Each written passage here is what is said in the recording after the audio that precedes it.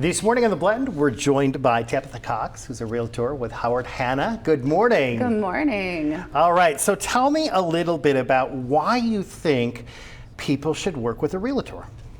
Well, first of all, I just think that we kind of geek out on houses. We love interiors and exteriors and design trends and all the things that make a house what it is, make it a home.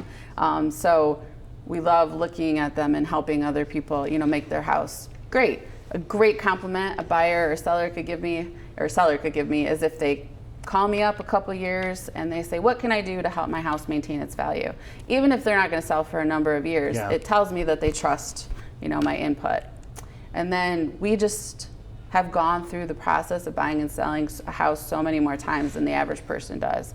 Average person will buy or sell a house in 3 or 4 times in their life, and we go through the process 20 to 30 or more times in a year. So we've solved so many problems and figured out so many issues that it helps us sort of be proactive about protecting our clients from the stress of dealing with a lot of things that come up in the process. Actually, that leads into my next question, because I think about, selling or even buying a house, the emotional process of that is sometimes intense. It is intense. It is intense. The best thing I can say that we do for that is that we act as a buffer in relationships between buyers and sellers.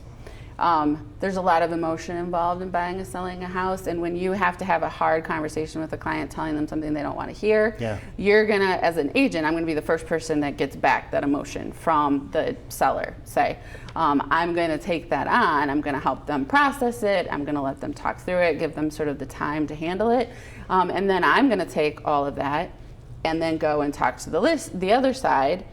And so we act as a buffer between buyers and sellers so that the emotion isn't the biggest thing at play. That's a huge part of what we do emotionally to help the process. Well, and I think it goes back to what you said earlier, too, in the sense that you've sort of seen all the scenarios that might play out, so you can help guide that buyer or even seller through it.